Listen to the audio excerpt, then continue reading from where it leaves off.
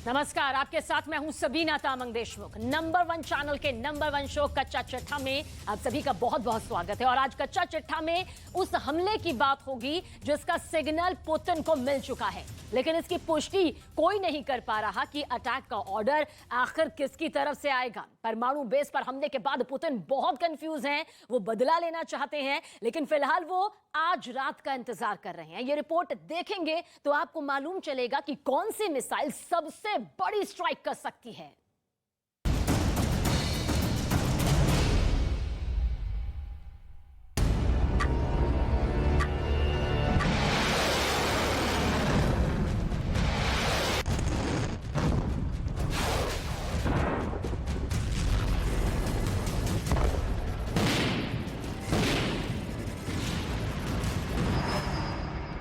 रूस में बहुत बड़ा धमाका हुआ।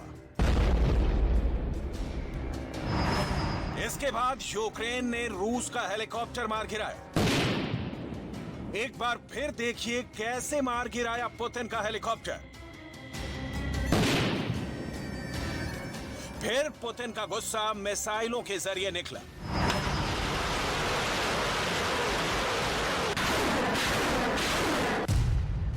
यूक्रेन और रूस के अंदर 48 घंटों के दौरान दो बड़े ऐसे वाकये हुए जिसने व्लादिमीर पुतिन को भी डरा दिया और ज़ेलेंस्की को भी लगा कि वक्त आ गया है। 48 घंटों में पुतिन के पास लगातार खबर पहुंचती रही और पुतिन के कमांडर नेक्स्ट ऑर्डर का इंतजार करते रहे। वहीं ज़ेलेंस्की ने भी पूरी रात जाग कर काटी। आखिर इन 48 घंटों में क्या हुआ कि ज़ेलेंस्की को द एंड नजर आने लगा।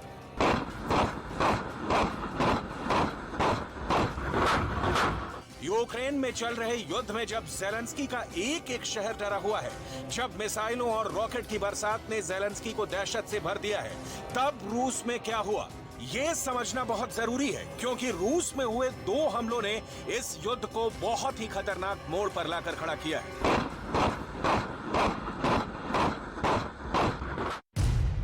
आपको इस मैप को ध्यान से देखना होगा। यहाँ यूक्रेन भी है, रूस भी है। इसमें टारगेट बने हैं रूस के दो मिलिट्री बेस। एक है रायाजान में, जो यूक्रेन की राजधानी कीव से 800 किलोमीटर दूर है, और दूसरा है सारातोव, जो कीव से 1100 किलोमीटर दूरी पर है। दोनों एयर बेस पर हमला हुआ है और दावा किया जा रहा है कि इसमें रूस की बॉम्बर फ्लीट को नुकसान पहुंचा है। अब इन तस्वीरों को देखिए, ये दो फोटो हैं। यूक्रेन की वायुसेना ने इन दोनों तस्वीरों को ट्वीट करके बताया है कि रूस के एयरबेस पर परमाणु बॉम्बर्स को नुकसान पहुंचा है। विमान की पहचान और टेल रडार पर लिखा नंबर बताता है कि ये रूस का Tu-22 न्यूक्लियर बॉम्बर है। इस हमले के बाद की पुष्टि रूस ने भी कर दी है। 5 декабря текущего года киевским режимом в целях выведения из строя российских самолетов дальней авиации были совершены попытки нанесения ударов реактивными беспилотными летательными аппаратами советского производства по военным аэродромам Дягилева в Рязанской области и Энгель Саратовской области. Tu-22 न्यूक्लियर बॉम्बर को नुकसान पहुंचने का क्या मतलब है, वो बाद में बताएंगे। पहले हमले की गंभीरता समझिए। रूस का कहना है कि यूक्रेन के ड्रोन आए और उनके टारगेट पर था रायाजान और साथ में सारातोव। ये दोनों यूक्रेन या कहें कि कीव से इतने फासले पर हैं कि किसी को भी हैरत होगी कि आखिर ज़ेलेंस्की के पास इतनी ताकत कहां से आई। सवाल है कि क्या यूक्रेन के पास ऐसी पावर है कि वो रूस में घुसकर हमला करे। दोनों जगह हमला करने के लिए ऐसे ड्रोन चाहिए जो 1000 किलोमीटर का सफर तय कर सके।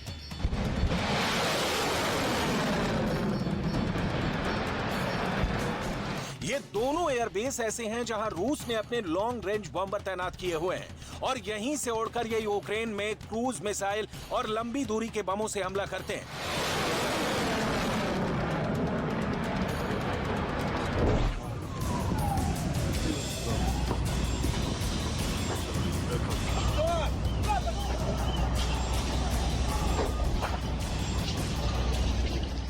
ऐसे ही बॉम्बर्स ने यूक्रेन में बहुत ही खतरनाक मिसाइल हमले किए हैं। ऐसे ही बॉम्बर्स के हमलों में ज़ेलेंस्की ने देखा है कि पुतिन की आग कैसे यूक्रेन को तबाह कर सकती है।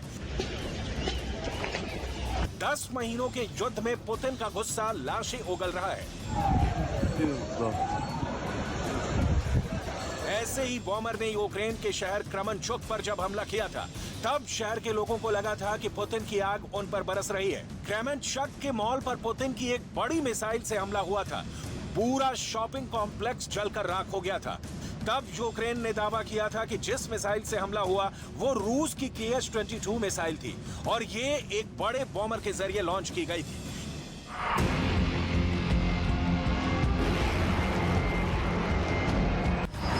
KH-22 मिसाइल को नाटो किचन मिसाइल भी कहता है। इस मिसाइल की रेंज 600 किलोमीटर है और ये आवाज से 4 गुना तेज रफ्तार से अपने टारगेट को हिट करती है।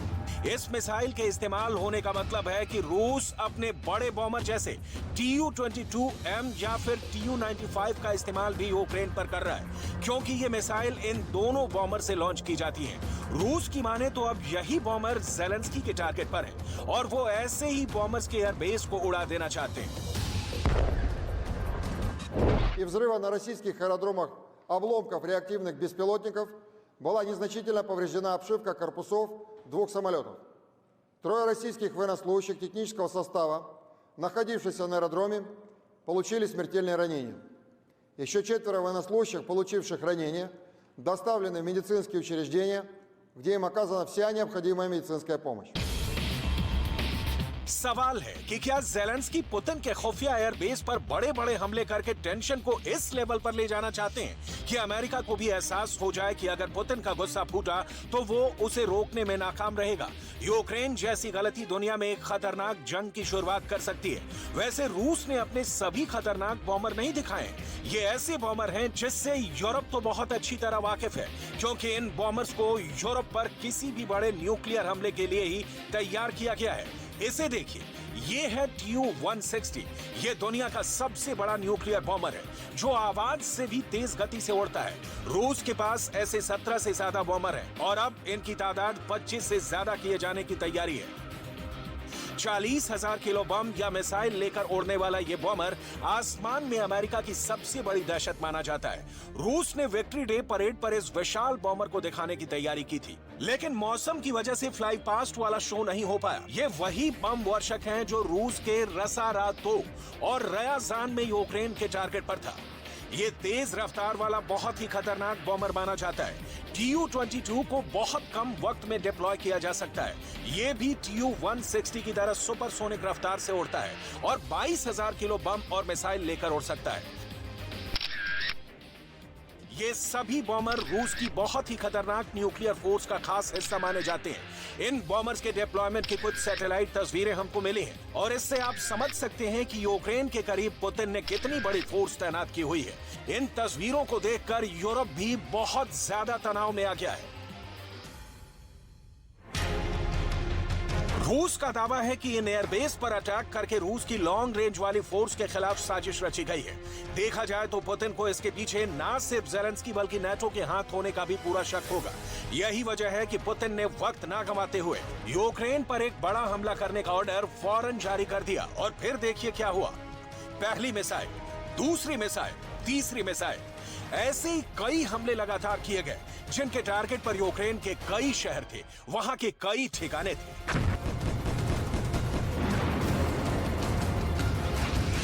Шановні українці, звітую про сьогоднішній день. Головний результат – 70 російських ракет пройшло, більшість збито. Калібрі, Х-101 та інші. Я дякую усім нашим воїнам повітряних командувань «Схід», «Південь» і «Центр». Молодці. Дякую і партнерам за системи ППО, які зараз використовуємо. Кожна збита російська ракета – це конкретний доказ, що терор можна перемогти. Але, на жаль, ми поки що не можемо дати повну безпеку. Нашому небу було кілька влучань.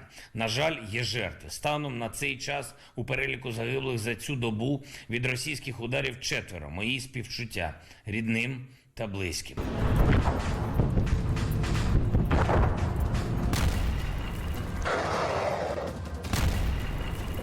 ज़ेलेंस्की के बंकर में अंधेरा करने के लिए पुतिन ने क्या क्या किया है वो आपको जरूर देखना चाहिए। आपको पुतिन की पूरी मोडस ऑपरेंडाई समझ में आ जाएगी। पुतिन का जो गुस्सा ज़ेलेंस्की पर फूट रहा है उसमें 2 बड़े हथियारों की भूमिका है। इनसे ज़ेलेंस्की भी बहुत घबराते हैं। पुतिन के दो सबसे खतरनाक हिटमैन देखिए। पहली है कालिब्र मिसाइल और दूसरा है शाहिद 136 आत्मघाती ड्रोन। इन दोनों ने ज़ेलेंस्की को बड़े बड़े झटके दिए हैं।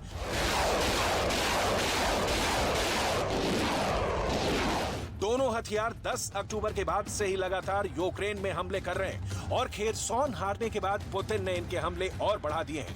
इसमें कलिब्र क्रूज मिसाइल के हमले तो बहुत ज्यादा खतरनाक माने गए। इस मिसाइल के अलग अलग वर्जन से पुतिन ने कीव और यूक्रेन के कई शहरों पर कयामत बरसाई। कलिब्र हर तरफ से लॉन्च की गई, बॉमर से लॉन्च की गई, समंदर से लॉन्च की गई और लैंड बेस्ड लॉन्चर से दागी गई। काला सागर से उठे इन मिसाइलों के बवंडर ने कीव को पूरी तरह हिलाकर रख दिया। परमाणु हमले जैसे खतरे को देखते हुए लोग अंडरग्राउंड मेट्रो में पनाह लेने लगे। Дає відповіді на багато і сьогоднішніх запитань про Росію. Щось просто підписати з цими терористами миру не буде.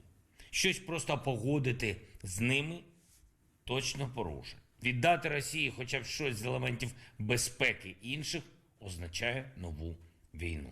Тому і потрібне принципове продовження наявної політики сумлінних держав світу, тільки демонтаж російських терористичних можливостей, тільки звільнення всієї нашої землі і тільки притягнення вбивць до відповідальності.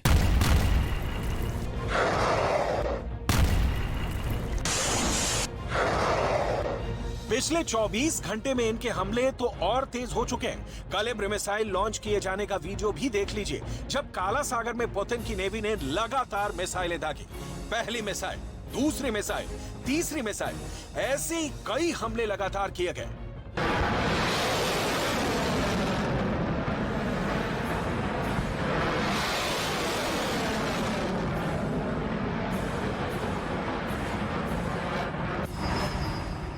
पुतिन का दूसरा सबसे बड़ा हथियार शाहिद 136 ड्रोन ज़ेलेंस्की को बहुत बड़ा सरप्राइज दिया था। आधा यूक्रेन तबाह होने के बाद भी ज़ेलेंस्की के बदले वाले तेवर पूरी तरह डिफेंसिव कहे जाएंगे, क्योंकि वो अब तक सिर्फ अपनी जमीन पर हमले बचा रहे हैं, जबकि अपने घर पर हमला होने के बाद कोई भी संप्रभु देश दुश्मन के दिल पर अटैक करने की तैयारी करने की सोचता है। ऐसे में सवाल है कि क्या ज़ेलेंस्की इसका बदला पुतिन से लेंगे? अगर ज़ेलेंस्की पुतिन से बदला लेंगे तो कैसे लेंगे? क्या ज़ेलेंस्की कामिकाज़े प्लान पर काम कर रहे हैं, लेकिन पुतिन के हिटमैन ज्यादा हमले कर रहे हैं? ये ऐसे सटीक और जबरदस्त हमले कर रहे हैं कि ज़ेलेंस्की का कॉन्फिडेंस भी हिल चुका है। हालांकि ज़ेलेंस्की अब तक इस बात को समझ नहीं पाए हैं कि पुतिन ने अभी तक अपनी पूरी पावर नहीं दिखाई है। वो चाहें तो कीव के साथ ज़ेलेंस्की का घर, उनका बंकर और तमाम बड़ी सरकारी इमारतें धूल में तब्दील हो जाएंगी। सवाल है कि पुतिन ऐसा क्यों नहीं कर रहे? 9 महीने से ज्यादा का वक्त बीत चुका है। यूक्रेन में रूस के बम बरस रहे हैं और इस बीच रूस के विदेश मंत्री अमेरिका को लेकर बहुत ही बड़ा बयान देते नजर आए।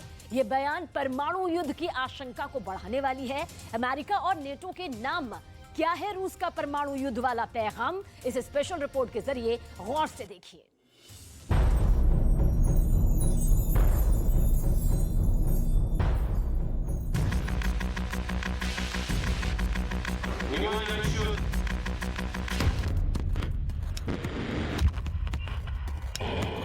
Уважаемые товарищи,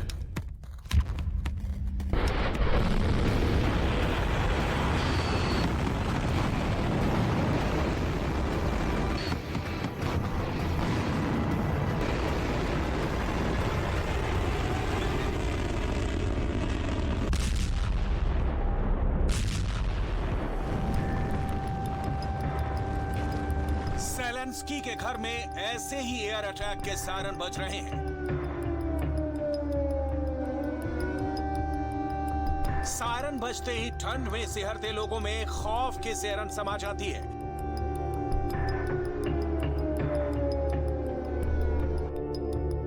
रूस की मिसाइलों से खुद को बचाने के लिए अंडरग्राउंड मेट्रो में शरण ले लेते हैं। ऐसे खतरनाक हालात सिर्फ यूक्रेन की राजधानी कीव के ही नहीं है, यूक्रेन के हर बड़े शहरों का ऐसा ही हाल है। 9 महीने से अधिक वक्त से यूक्रेन में रूस के बम बरस रहे हैं।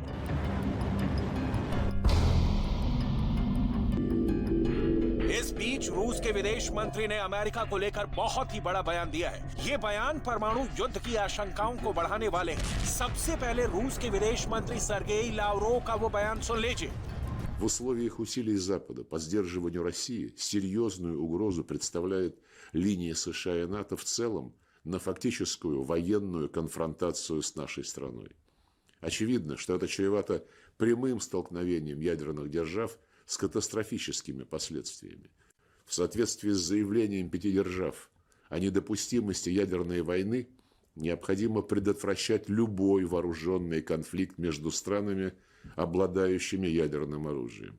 Россия исходит именно из этого. सुना आपने, रूस के विदेश मंत्री ने साफ साफ शब्दों में कहा है, नाटो शुरू से ही रूस के गंभीर खतरा है। पश्चिमी देशों का रवैया जोखिम बढ़ाने वाला है। परमाणु शक्तियों के बीच प्रत्यक्ष संघर्ष का खतरा बढ़ाने वाला है। परमाणु शक्तियों के बीच तनाव विनाशकारी साबित हो सकता है। С сожалением констатирую, что в настоящий момент стратегический диалог России и США, обладающих крупнейшими ядерными арсеналами и несущих особую ответственность за поддержание международного мира и безопасности, удерживается Вашингтоном в замороженном состоянии. Одним из катализаторов нынешнего обострения международной напряженности стало то, что государства НАТО высокомерно отвергли инициативу президента Путина о предоставлении гарантий безопасности России на западном направлении. रूस के विदेश मंत्री ने अमेरिका पर आरोप भी लगाया। सर्गेई लावरोव ने अमेरिका पर आरोप लगाते हुए कहा कि अमेरिका रूस की रणनीतिक स्थिरता से जुड़े कई मुद्दों पर मॉस्को के साथ बातचीत को खारिज कर चुका है। परमाणु हथियारों से जुड़े मुद्दों पर दुनिया की 2 सबसे बड़ी परमाणु शक्तियों के बीच सीधी बातचीत का बंद होना जोखिम बढ़ाने वाला साबित होगा। Только нельзя развязывать ядерную войну, но недопустима и любая война между ядерными державами. Даже если ее кто-то задумает начать конвенциальными средствами, риск перерастания в ядерную будет огромным. सर्गेई लावरोव का इशारा साफ साफ नई स्टार्ट संधि पर बातचीत के बंद होने पर था, जिसे लेकर अमेरिका ने आरोप लगाए थे कि रूस बातचीत से पीछे हट गया है। अमेरिका के अधिकारी आरोप लगा चुके हैं कि रूस ने अमेरिका के साथ परमाणु हथियारों को लेकर होने वाली बहुत ही अहम बातचीत को टाल दिया। दोनों देशों के अधिकारी मिस्र की राजधानी काहिरा में 29 नवंबर से 6 दिसंबर तक परमाणु निरस्त्रीकरण पर फिर से चर्चा करने वाले थे। इसे मार्च 2020 में कोरोना महामारी के चलते निलंबित कर दिया गया था, लेकिन रूस वार्ता से पीछे हट गया है। The State Department announced that Russia abruptly canceled the latest rounds of arms negotiations. Is the president planning to reach out to anybody about that? Is there any White House reaction to that? I don't have any, and we were very much looking forward to that because we continue to believe in the importance of New START. We haven't received, a real solid answer from the Russians as to why they postponed this. We're going to be working through the embassy to try to figure out what happened here, and we'd like to see it get back on the schedule as soon as possible because it's important. It's not just important for our 2 nations, it's important for the rest of the world. America और रूस के बीच नई start संधि 2011 में प्रभावित हुई थी। इस संधि के तहत अमेरिका और रूस दोनों को अपने अपने परमाणु हथियारों की तादाद कम करनी थी। दुनिया के 9 देशों के पास परमाणु हथियार हैं। किसी भी एक देश ने न्यूक्लियर वॉर छेड़ दी तो दुनिया की तस्वीर पूरी तरह से बदल जाएगी। गौर करने वाली बात यह है कि दुनिया भर में परमाणु हथियारों की तादाद 13,865 है, जिसमें से 90% परमाणु हथियार रूस और अमेरिका के पास है। रूस के पास 6500 परमाणु हथियार है, वहीं अमेरिका के पास 6,185 हथियार है। रूस से अमेरिका एक खास जंग लड़ रहा है, लगातार लड़ रहा है। वो लड़ाई बम गोलों वाली नहीं है, वो लड़ाई कूटनीति वाली है, वो लड़ाई बिना मिसाइल अटैक किए ही शह और मात की है। लेकिन रूस के विदेश मंत्री सर्गेई लावरोव की परमाणु जोखिम वाली चेतावनी पर गौर करें तो परमाणु हथियारों पर नजर रखने वाली संस्था स्टॉकहोम इंटरनेशनल पीस की एक रिसर्च बहुत ही डराने वाली हो जाती है। उस रिसर्च के मुताबिक दुनिया भर में परमाणु हथियारों की तादाद 13,865 है। ये परमाणु बम पूरी धरती को 50 बार बर्बाद कर सकते हैं। यानी दुनिया में जितने एटम बम हैं वो पृथ्वी को 1-2 बार नहीं 50 बार तबाह कर सकते हैं। साफ है, एटम बम के प्रहार के बाद ना तो रूस बचेगा, ना ही अमेरिका रहेगा और ना ही चीन का नामो निशान बचेगा। परमाणु बम दुनिया के जिस हिस्से पर गिरेगा वो वीरान हो जाएगा। वहां की धरती बंजर हो जाएगी, आसमान काला हो जाएगा, सूरज की किरणें धरती पर नहीं पहुंच पाएंगी। यही वजह है कि अमेरिका ने तनातनी छोड़ रूस के साथ फिर से न्यूक्लियर टॉक शुरू करने की कोशिश की है। क्योंकि पुतिन क्या करने वाले हैं, वो क्या सोच रहे हैं, परमाणु विशेषज्ञों के लिए जानना मुश्किल है। पुतिन के मन में क्या है, ये कोई नहीं जानता। क्रेमलिन पर कड़ी नजर रखने वाली अमेरिका की सीक्रेट सर्विस भी बेचैनी में है, क्योंकि पुख्ता तौर पर नहीं कहा जा सकता कि पुतिन परमाणु युद्ध पर क्या फैसला लेने वाले हैं। अमेरिका के खुफिया एजेंसी CIA के डायरेक्टर विलियम बॉन्स ने जोर देकर कहा है कि पुतिन की परमाणु बम वाली चेतावनी को नजरअंदाज नहीं किया जा सकता। यूक्रेन में पुतिन के परमाणु हथियार के इस्तेमाल के खतरे को गंभीरता से लेने की जरूरत है। हालांकि अभी तक इसका कोई व्यवहारिक सबूत नहीं है, लेकिन पश्चिमी दुनिया को चिंतित होना चाहिए। अगर पुतिन यूक्रेन पर परमाणु हमला करते हैं तो ये जंग कीव और मॉस्को तक ही सीमित नहीं रहेगी। परमाणु हमले की आंच नाटो देशों तक पहुंचेगी। परमाणु हमले के जवाब में नाटो को एक्शन में आना होगा। ऐसे में परमाणु युद्ध में कूदना अमेरिका की मजबूरी बन जाएगी। वो जंग दुनिया के 2 सबसे बड़े न्यूक्लियर पावर के बीच होगी। दुनिया में 90% परमाणु हथियार रूस और अमेरिका के पास है। एक तरफ सबसे बड़ा और सबसे अधिक परमाणु बम वाला रूस होगा, तो दूसरी तरफ परमाणु युद्ध को अंजाम दे चुका अमेरिका होगा। वो युद्ध कैसा होगा? कभी ना हुआ जैसा होगा। फेडरेशन ऑफ अमेरिकन साइंटिस्ट की एक रिपोर्ट के मुताबिक अगर रूस और अमेरिका दोनों देशों की बात करें तो रूस के पास 5,977 परमाणु बम है, जबकि अमेरिका के पास 5,428 परमाणु बम है। रूस के 5,977 बम में से 1,500 रिटायर्ड हैं और 2,889 रिजर्व में रखे गए हैं। 1,588 परमाणु बम युद्ध में इस्तेमाल के लिए तैनात हैं। वहीं अमेरिका के कुल 5,428 परमाणु हथियारों में 1,720 रिटायर्ड हैं और 1,964 रिजर्व में है और 1,644 परमाणु हथियारों को जंग के लिए रेडी रखा गया है। यानी अमेरिका ने रूस के मुकाबले अधिक तादाद में अपने परमाणु बमों को मिसाइल, एयरक्राफ्ट, युद्धपोत और पनडुब्बियों पर लगा रखे हैं। रूस को घेरने के लिए अमेरिका ने नाटो के बहाने यूरोप में 150 से अधिक परमाणु बम लगा रखे हैं। ये 5 देश हैं: बेल्जियम, जर्मनी, नीदरलैंड्स, इटली और तुर्की। इन 5 देशों में अमेरिका ने 150 परमाणु बम लगा रखे हैं। सबसे अधिक 70 परमाणु बम इटली में रखे हैं। इन परमाणु बमों को एवियानो और घेडी हवाई अड्डों पर लगाया गया है। 20 परमाणु बम बेल्जियम के क्लेन ब्रोगेल एयरबेस पर तैनात है। जर्मनी में बुचेल एयरबेस पर भी अमेरिका ने अपने 20 परमाणु बम रखे हुए हैं। साथ ही साथ 20 परमाणु बम नीदरलैंड में वोल्केल एयरबेस पर है। यही नहीं, अमेरिका ने 50 बम तुर्की के एरसलिक हवाई अड्डे पर रखे हैं।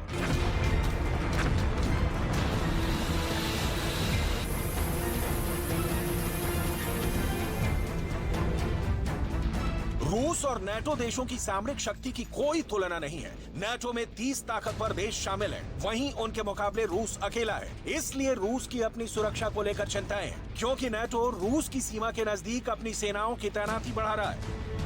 यूक्रेन 4 नाटो देशों पोलैंड, स्लोवाकिया, हंगरी और रोमानिया के साथ सीमा साझा करता है, जहां एक से बढ़कर एक घातक मिसाइलें नाटो ने लगा रखी हैं।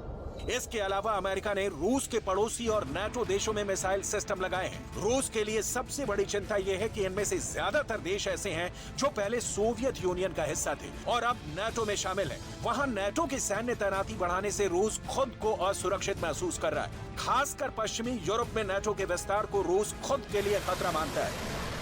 रूस 20,000 किलोमीटर से भी लंबी जमीनी सीमा रेखा 14 पड़ोसी देशों के साथ साझा करता है। 20,000 किलोमीटर में करीब 1,215 किलोमीटर सीमा रूस नाटो देशों के साथ साझा करता है, जो कि अमेरिका, नॉर्वे, एस्टोनिया, लातविया और लिथुआनिया से मिलती है। नाटो को रूस अपना दुश्मन मानता है। दरअसल नाटो का गठन ही सोवियत संघ को खंड खंड करने के लिए हुआ था। नॉर्थ अटलांटिक ट्रीटी ऑर्गेनाइजेशन यानी नाटो दूसरे विश्व युद्ध के बाद 1949 में बना था। Поэтому не надо говорить, что США и НАТО не участвуют в этой войне. Вы напрямую участвуете, в том числе не только поставками оружия, но и подготовкой кадров вы готовите военных на своей территории или на территории Великобритании, Германии, Италии и других стран? अमेरिका नाटो का सबसे बड़ा हिस्सेदार है। यूरोप में अमेरिका के 60,000 से भी अधिक सैनिक तैनात हैं। जर्मनी में सबसे अधिक 119 बेस पर 33,948 अमेरिकी सैनिक मौजूद हैं। इटली में 44 बेस पर 12,247 अमेरिकी सैनिक हैं। ब्रिटेन में 24 सैन्य बेस पर अमेरिका के 9,274 जवान हैं। स्पेन में अमेरिका के 4 बेस हैं, जिन पर 3,168 सैनिक हैं। वहीं उत्तर में नॉर्वे में 7 बेस पर 733 अमेरिकी जवान हैं और रूस के नजदीकी फिनलैंड में 19 अमेरिकी सैनिक तैनात हैं। इसके अलावा यूरोप में Poland, Romania, Hungary, Bulgaria, Serbia में अमेरिका ने अपने मिलिट्री बेस बना रखे हैं। यूरोप में ये सिर्फ वो ठिकाने हैं जहां सिर्फ अमेरिका के सैनिक तैनात हैं। इसके अलावा नाटो के और सैन्य बेस पूरे यूरोप में फैले हुए हैं। नाटो प्रमुख ने यूक्रेन पर परमाणु हथियारों का इस्तेमाल करने पर पुतिन को गंभीर परिणाम भुगतने की धमकी दी है। नाटो चीफ ने पुतिन को चेतावनी देते हुए कहा है कि परमाणु हथियारों का इस्तेमाल बिल्कुल मंजूर नहीं है। ये युद्ध को पूरी तरह से बदल देगा और रूस को पता होना चाहिए कि परमाणु युद्ध नहीं जीता जा सकता है और इसे कभी नहीं लड़ा जाना चाहिए। जब हम रूस राष्ट्रपति पुतिन की ओर से बार-बार इस तरह की परमाणु बयानबाजी देखते हैं तो हमें इसे गंभीरता से लेना होगा और इसलिए हम साफ संदेश दे रहे हैं कि रूस को इसके गंभीर परिणाम भुगतने होंगे। जेन्स स्टोल्टनबर्ग के इस बयान से साफ है कि नाटो को भी लगने लगा है कि पुतिन परमाणु बम फोड़कर यूक्रेन युद्ध को खत्म कर सकते हैं और अब रूस के विदेश मंत्री ने परमाणु हथियारों से जुड़े मुद्दों पर दुनिया की 2 सबसे बड़ी परमाणु शक्तियों के बीच सीधी बातचीत के बंद होने को जोखिम बढ़ाने वाला बता दिया है। तो परमाणु वाली धमकी के मायने समझने हैं तो आपको व्लादिमीर पुतिन के एक सीक्रेट तहखाने में अब लेकर जाने वाले हैं और उस रिपोर्ट में जो तस्वीरें हैं वो गोदाम की तस्वीरें हैं जो पुतिन को लगातार महायुद्ध लड़ने का भरोसा दे रही है। बहुत गौर से आप इस रिपोर्ट को देखिएगा क्योंकि इन तस्वीरों पर सबसे बड़ी नजर अमेरिका की भी है।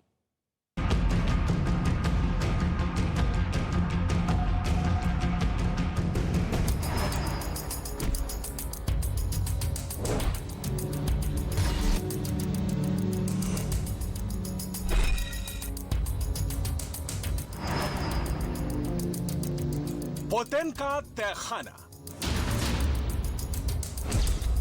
पुतिन का बहुत ही सीक्रेट अड्डा और वहां से आया है ज़ेलेंस्की और बाइडेन को परेशान करने वाला वीडियो।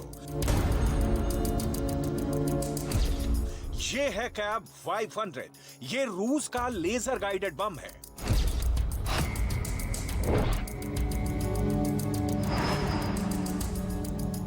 ये कैब 250। ये बम सैटेलाइट से गाइड किया जाता है। वजन है 250 किलो।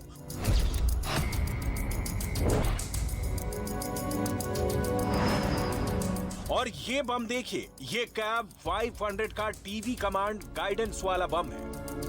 टीवी गाइडेड बम जिसे लाइव कैमरे से मिलने वाले वीडियो के जरिए गाइड किया जाता है।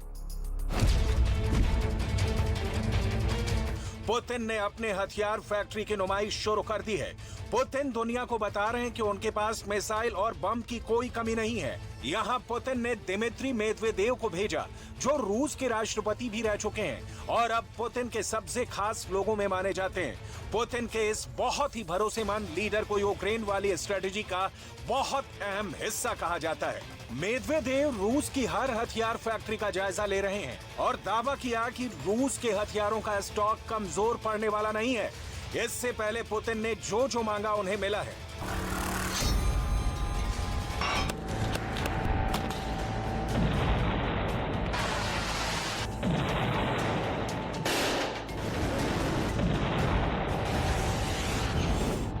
इससे पहले पुतिन ने जो जो मांगा उन्हें मिला है। पुतिन ने जब टैंक मांगा, रूस की सेना को टैंक मिला। पुतिन ने ड्रोन मांगा, रूस की सेना को ड्रोन मिला। पुतिन ने मिसाइल मांगी, रूस की सेना को मिसाइल मिली। पुतिन ने मांगे 3 लाख सैनिक, रूस में फौरन नई भर्ती शुरू हो गई। पुतिन ने जो मांगा है पुतिन को वो मिला है और अब पुतिन की हथियार वाली फैक्ट्री 24/7 काम कर रही है। पुतिन की हथियार फैक्ट्री देखिए, इसमें टैंक भी बन रहा है, इसमें मिसाइल भी तैयार हो रही है, इसमें ड्रोन भी बन रहे हैं और इसमें बम और गोला बारूद भी तैयार हो रहा है। इस फैक्ट्री में एक बड़े मिशन मोड में काम चल रहा है। पुतिन यहाँ जरा भी देरी नहीं चाहते। पुतिन यहाँ हफ्तों के 7 दिन और दिन के 24 घंटे काम करवा रहे हैं। पुतिन की हथियार फैक्ट्री में क्या क्या बन रहा है, कौन कौन से हथियार तैयार हो रहे हैं, इसकी पूरी डिटेल आपको बताएंगे। ये ऐसी डिटेल है जिस पर ज़ेलेंस्की से ज्यादा नजर बाइडेन की है, नाटो देशों की है, क्योंकि यहाँ का प्रोडक्शन रेट तय करेगा कि पुतिन का युद्ध कितने दिन चलेगा। पुतिन इस रेट को 100% वाली गारंटी से बरकरार रखना चाहते हैं। हथियारों का प्रोडक्शन बढ़ा और असलहा तेजी से तैयार हुआ तो पुतिन ज्यादा दिन तक युद्ध कर पाएंगे। हथियारों का प्रोडक्शन थमा और गोला बारूद कम तैयार हुआ तो पुतिन का युद्ध और उनका नाटो के खिलाफ एजेंडा औंधे मुंह गिर जाएगा। पुतिन को अपने हथियारों की फैक्ट्री की पल पल की अपडेट चाहिए। पुतिन की नजर फैक्ट्री के उत्पादन पर है। पुतिन की नजर हथियारों की लॉन्चिंग और उससे थर्राते यूक्रेन के शहरों पर भी है। पुतिन नहीं चाहेंगे कि उनका प्रोडक्शन रेट गिरे। वो नहीं चाहेंगे कि हथियारों की फैक्ट्री खामोश पड़े। पुतिन नहीं चाहेंगे कि यूक्रेन पर उनके हमलों की रफ्तार थमे। पुतिन इस वक्त बहुत गुस्से में है। Построена таким образом, чтобы ничего не мешало нам добиваться конкретного, нужного всем результата. При этом такая работа должна быть системно выстроена. Например, पुतिन दिन रात अपनी हर फैक्ट्री की खबर लेते हैं और इसलिए उन्होंने रूस की सुरक्षा परिषद के उप प्रमुख दिमित्री मेदवेदेव को एक ऐसी फैक्ट्री में भेजा जहां रूस के हथियार बनाए जा रहे हैं। इससे पहले वो मेदवेदेव को टैंक वाली फैक्ट्री में भी भेज चुके हैं जहां T-90 टैंक का प्रोडक्शन तेज करने का ऑर्डर दिया गया है। यूक्रेन के युद्ध को 9 महीने हो चुके हैं। रोज बड़े पैमाने पर मिसाइल और बाकी हथियार खत्म हो रहे हैं। इसमें कोई शक नहीं कि पुतिन इस वक्त हथियारों की सप्लाई को लेकर बहुत ज्यादा प्रेशर में है। रूस को अभी तक जो नुकसान हुआ है उसमें हर तरह के विमान हैं। इनमें फाइटर जेट्स भी हैं और अटैक हेलीकॉप्टर भी हैं और ड्रोन भी हैं। विमानों में सुखोई 24 से लेकर सुखोई 25 और सुखोई 27 विमान भी हैं, जबकि आधुनिक जेट्स में सुखोई 30 से लेकर सुखोई 34 से लेकर सुखोई 35 विमान भी हैं। हेलीकॉप्टर में रूस के अपने पुराने Mi-35 से लेकर नए और बहुत आधुनिक कमो 52 हेलीकॉप्टर्स का भी बहुत नुकसान उठाया है। पुतिन को पता है कि पूरी दुनिया में इस वक्त ये चर्चा हो रही है कि यूक्रेन में युद्ध की वजह से रूस के हथियारों का जखीरा खत्म हो जाएगा। पुतिन को यूक्रेन में चल रहे युद्ध की हर बारीक रिपोर्ट दी जा रही है और इस पर पुतिन का फीडबैक अब एक ऑर्डर की तरह माना जा रहा है। पुतिन के रक्षा मंत्री और उनके ऑर्डर को शब्द ब शब्द लागू करने वाले सर्गेई शोइगु ने रूस के सभी कमांडर्स की मीटिंग ली और स्क्रीन पर बड़े बड़े हथियारों को दिखाकर अपने सभी जनरल से रिपोर्ट मांगी।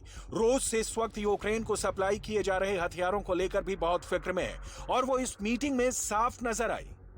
Европейские страны демонстративно игнорируют элементы ядерного шантажа со стороны украинской власти, например, провокации в отношении Запорожской атомной станции. Зная о попытках Киева создать грязную ядерную бомбу, а также готовности разместить на своей территории ядерное оружие стран НАТО, недавно президент Украины призвал страны Запада нанести превентивные ядерные удары по России. इन तमाम खतरों के बीच पुतिन का दावा है कि ऐसे सभी कामनाएं नाकाम साबित होंगी और रूस का हथियारों वाला गोदाम हमेशा पूरी कैपेसिटी से भरा रहेगा। पुतिन का कहना है कि फौज को जो पसंद है, फौज जिस हथियार से बेहतर तरीके से लड़ सकती है, उसे वही सप्लाई किया जाए।